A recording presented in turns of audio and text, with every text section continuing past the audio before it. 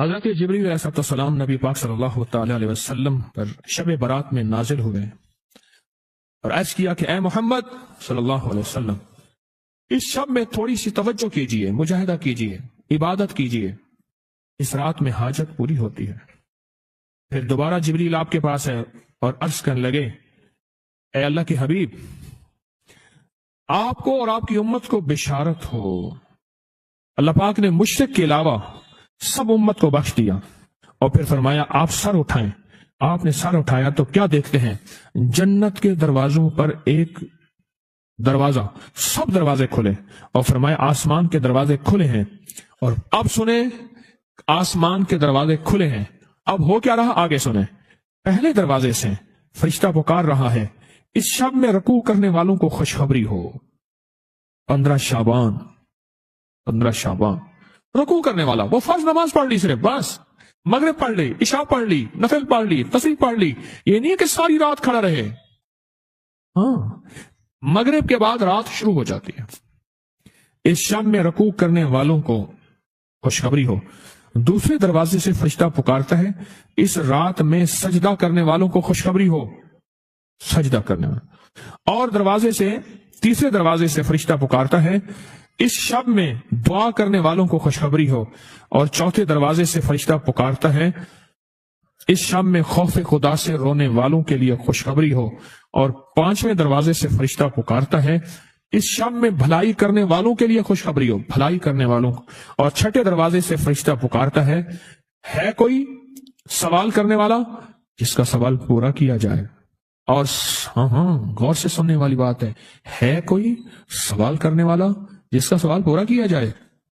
اور 7ویں دروازے سے فرشتہ پکارتا ہے کوئی اللہ سے معافی مانگنے والا، مغفرت چاہنے والا جس کی ہم مغفرت کر دیں۔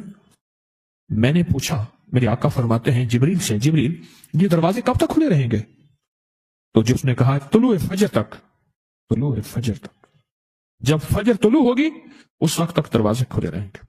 فرمایا کہ جو بندہ 2 تسبیح روزانہ سورۃ قل ھو اللہ کی پڑھے گا، سب سے پہلا فائدہ ہے اللہ پاک 300 دروازے غضب کے اس سے بند کر دیں گے، قہر کے، دشمنی کے، انتقام کے، شر کے، دشمن کے۔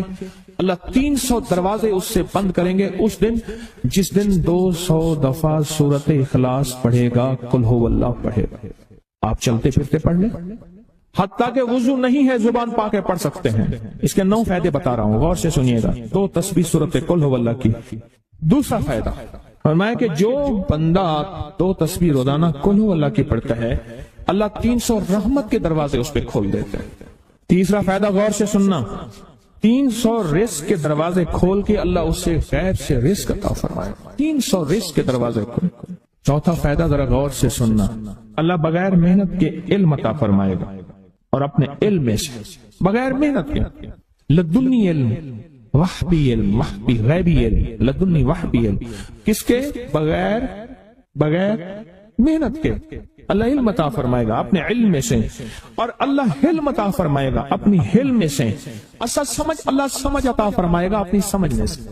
اور 5واں فائدہ 66 قرآن پاک ختم کرنے کا ثواب ملے گا۔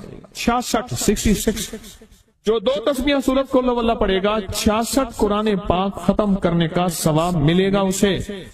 اور اس کا 6واں فائدہ ہے 50 سال کے گناہ معاف ہو جائیں گے۔